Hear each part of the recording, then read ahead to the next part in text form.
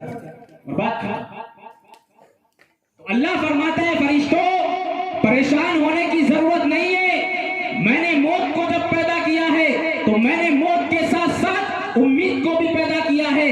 جب جب ان کے یہاں کوئی انتقال ہوگا میں ان کے دلوں کے اندر ایسی امیدیں پیدا کر دوں گا، ایسی آرزویں پیدا کر دوں گا کہ یہ بندے اس امید میں پڑ جائیں گے، اس آرزو میں پڑ جائیں گے، میں ان کی زندگی کو خراب ہونے نہیں دوں گا۔ اگر میں کسی ان کے ایک بیٹے کو اٹھا لوں گا میں انہیں دوسرا بیٹا دوں گا، اگر میں انہیں کوئی پریشانی دوں گا، کوئی تکلیف دوں گا تو پھر میں ان کو کشادگی بھی دوں گا۔ اللہ قرآن میں ارشاد فرماتا ہے ان مع العسر یسرا، جب میں اپنے بندوں کو کوئی تکلیف دوں گا، کوئی پریشانی دوں گا تو تکلیف کے بعد میں ان پر اپنی رحمت کے دروازے بھی کھول دوں گا، رحمت کے دروازے بھی کھول دوں گا۔ اللہ رب العزت کی بارگاہ میں سوال ہے مولا تو نے موت کو پیدا کیوں کیا ہے؟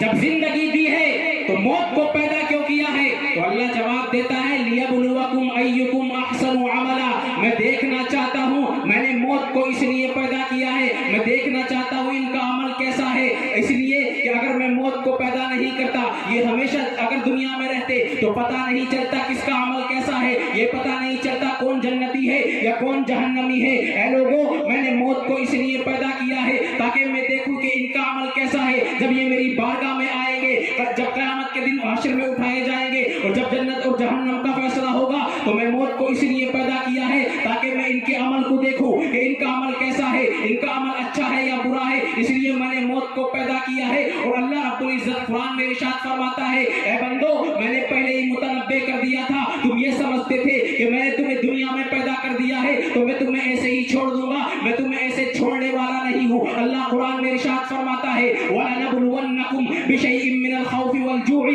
اے میرے بندو میں تمہیں بار بار آزماؤں گا، بار بار تمہارا امتحان لوں گا، بار بار تمہیں تکلیفیں دوں گا، کبھی میں تمہارا امتحان لوں گا تو تمہیں کسی چیز سے ڈراؤں گا، بِشَيْءٍ مِّنَ الْخَوْفِ میں تمہیں کسی چیز سے ڈراؤں گا، تمہارے دل میں ڈر پیدا کروں گا۔ اے اللہ یہ ڈر کیوں پیدا کرے گا، یہ امتحان کیوں لے گا؟ تو رب جواب دیتا ہے تاکہ مجھے معلوم چلے، تاکہ میں دیکھوں کہ جب میں انہیں ڈراؤں گا، انہیں کوئی پریشانی دوں گا تو میں دیکھنا چاہتا ہوں ان کے زبان سے کلمات کیسے نکلتے ہیں، ان کی زبان سے بات کیسی نکلتی ہے۔ جب میں انہیں نعمتیں دیتا ہوں، جب میں انہیں مال دیتا ہوں، جب میں انہیں اولاد دیتا ہوں تو بڑی خوشی مناتے ہیں، یہ خوشی کے مارے کھلے نہیں سماتے، اس لیے میں ان کو آزماؤں گا، میں انہیں غم بھی دوں گا، میں انہیں خوف دلاؤں گا تاکہ میں دیکھوں کہ ان کی زبان سے کلمات کیسے نکلتے ہیں۔ اللہ فرماتا ہے بِشَيْءٍ مِّنَ الْخَوْفِ وَالْجُوعِ، کبھی میں انہیں بھوکا اور پیاسا رکھوں گا۔ ہم عرض کرتے ہیں اے پروردگار عالم تو ہمیں بھوکا اور پیاسا کیوں رکھے گا؟ اللہ جواب دیتا ہے تاکہ میں دیکھوں کہ بھوک اور پیاس کے عالم میں ان کی زبان سے کلمات کیا نکلتے ہیں،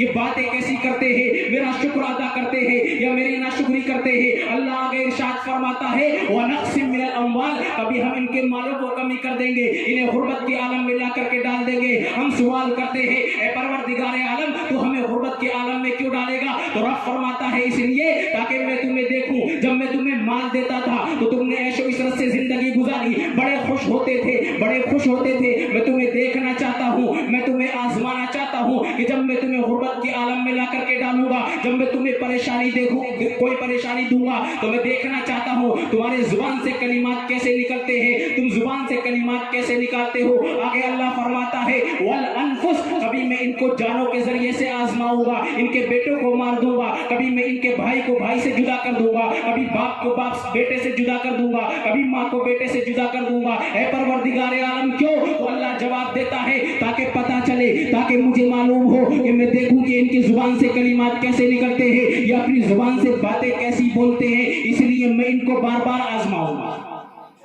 تو اللہ رب العزت جو بندے کو آزمائے گا، کبھی خوف دلائے گا، کبھی جانوں کو جدا کر دے گا، کبھی انسان کے مال میں کمی کر دے گا۔ کیوں؟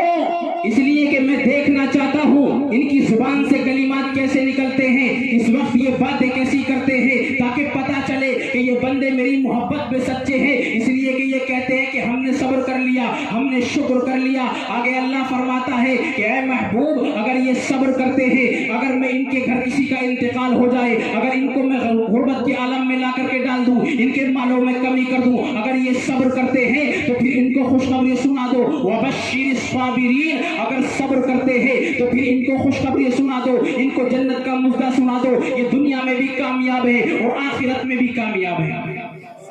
لیکن ہم پوچھنا چاہتے ہیں کہ اے مولا, آج سب کہتے ہیں کہ ہم نے صبر کر لیا. کوئی صبر کی پہچان بھی ہے, کوئی صبر کی علامت بھی ہے. آج جب انتقال ہوتا ہے, باپ کہتا ہے میں نے صبر کر لیا, ماں کہتی ہے میں نے صبر کر لیا. اے پروردگار عالم, صبر کی کوئی پہچان بھی ہے, صبر کی کوئی علامت بھی ہے. ہمیں صبر اگر کسی کا پہچاننا ہے تو کیسے پہچانیں گے کہ انہیں صبر آ گیا؟ اللہ نے اس کا بھی جواب دیا ہے. اللہ فرماتا ہے اے بندو, ان کی زبان سے نکلنے والے کلمات کو دیکھا کرو. جب ان کے یہاں پر کسی کا انتقال ہو, ان کی زبان کو دیکھو کہ ان کی زبان سے کلمات کیسے نکلتے ہیں, یہ الفاظ کیسے نکالتے ہیں. اگر یہ اللہ کی ناشکری کرتے ہیں, اگر یہ اپنی زبان سے غلط الفاظ نکالتے ہیں تو سمجھ لینا یہ اللہ کا شکر ادا نہیں کیا, یہ صابر نہیں ہے. اے میرے مولا, پھر ہم کیسے پہچانیں گے؟ اللہ فرماتا ہے الذین اذا اصابتهم مصیبہ قالوا انا للہ وانا الیہ راجعون. اے میرے بندو, اگر ان کو جب کوئی مصیبت پہنچے تو میرے صبر کرنے والے جو بندے ہوتے ہیں ان کی زبان سے کوئی غلط کلمات نہیں نکلتے, ان کی زبان سے کوئی غلط الفاظ نہیں نکلتے. اے مولا, تو پھر تیرے صابر بندے کہتے کیا ہے,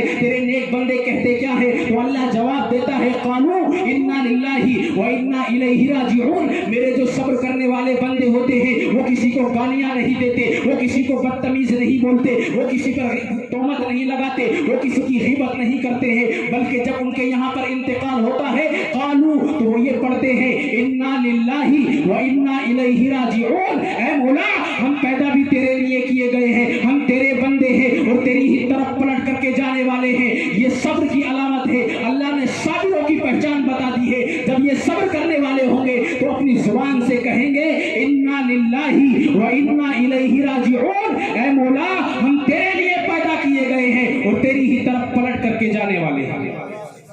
نعرہ تکبیر, نعرہ رسالت, مسئلہ کے اعلیٰ حضرت. یہ صبر کی علامت ہے. آج کہتے ہیں کہ صبر کر لیا. دادی سے پوچھو گے صبر کر لیا تو کہاں, صبر تو کرنا ہی پڑے گا. یہ صبر نہیں ہے. اور آج کل تو ایسا ہوتا ہے کہ اگر ساس کا انتقال ہو جائے نا تو جو نند آتی ہے نا اپنے مائکے سے, وہ آ کر کے بھابچ کو میت کے سامنے کہتی ہے کہ نہیں, اس نے میری اماں کو روٹی نہیں دی تھی, ابا کو کھانا نہیں دیا تھا. یہ غلط الفاظ ہے. اللہ فرماتا ہے صبر کی علامت یہ ہے کہ بندے کے منہ سے جو کلمات نکلیں گے ان کو دیکھو, یہ کہتے کیا ہے, ان کی زبان سے کلمات کیا نکلتے ہیں. ایسے تو سب کہتے ہیں ہم نے صبر کر لیا, لیکن صبر کی پہچان بندے کے الفاظ سے ہوگی, اس کی زبان سے کلمات کیا نکل رہے ہیں. اگر یہ دعا پڑھتے ہیں انا للہ وانا الیہ راجعون, میرے جو صبر کرنے والے بندے ہوں گے وہ کسی کو غلط نہیں بولیں گے, بلکہ جب انہیں کوئی مصیبت پہنچے گی وہ یہی پڑھیں گے انا للہ وانا الیہ راجعون. اب آگے ہم پوچھتے ہیں مولا, تو نے ہمارے بیٹے کو ہم سے جدا کر دیا, ہمارے باپ کو ہم سے جدا کر دیا, ہماری ماں کو ہم سے جدا کر دیا, ہم نے صبر کر لیا, ہمیں کوئی ثواب بھی ملے گا, کوئی اجر بھی ملے گا؟ اللہ اس کا بھی جواب دیتا ہے. ارشاد فرماتا ہے اولئک علیہم صلوات من ربہم ورحمہ واولئک هم المہتدون. جب میرے بندے صبر کرتے ہیں تو میں ان کے صبر کو ضائع نہیں جانے دیتا, بلکہ ان کے صبر پر انہیں اجر دیتا ہوں. میری خاص رحمت ان کی طرف متوجہ ہوتی ہے اور یہی بندے ہدایت پر ہے, میں انہیں اپنی رحمت دیتا ہوں. اس لیے کہ اللہ نے ارشاد فرمایا ہے ان مع العسر یسرا. جب میں اپنے بندے کو کوئی تکلیف دیتا ہوں, کوئی پریشانی دیتا ہوں, تو میں اسے پریشانی میں چھوڑتا نہیں ہوں, بلکہ اس پریشانی کے بعد میں اپنی خاص رحمت کے ساتھ اس کی طرف متوجہ. لیکن شرط یہ ہے کہ صبر کرو. آج ہوتا یہ ہے کہ جیسے ہی انتقال ہوتا ہے ہماری زبانوں سے کلمات ایسے نکلتے ہیں, ایسے کلمات نکلتے ہیں کہ اس سے میت کو بھی تکلیف ہوتی ہے اور میت کے گھر والوں کو بھی تکلیف ہوتی ہے. اللہ کے نبی نے 1400 سال پہلے اس کا علاج بتا دیا. اللہ کے رسول فرماتے ہیں ان اصابك شيء فلا تقل لو اني فعلت كذا وكذا ولكن قل قدر الله وما شاء فعل. اللہ کے نبی فرماتے ہیں کہ جب تمہیں کوئی مصیبت پہنچے تو یہ نہ کہو لو انی فعلت کذا و کذا، اگر میں ایسا کر لیتا تو ایسا ہو جاتا، اگر میں ایسا کر لیتا تو ایسا ہو جاتا. اس لیے کہ بندہ سوچتا ہے، بندہ یہ سمجھتا ہے، اور اسی اگر مگر سے آج کل گھر میں جھگڑے ہوتے ہیں، اسی اگر مگر سے لڑائیاں ہوتی ہے. نبی نے 1400 سال پہلے اس کا علاج بتا دیا کہ جب تم کو کوئی مصیبت پہنچے تو تم یہ نہ کہو کہ اگر میں ایسا کر لیتا تو ایسا ہو جاتا، اگر میں یہ کر لیتا تو یہ ہو جاتا.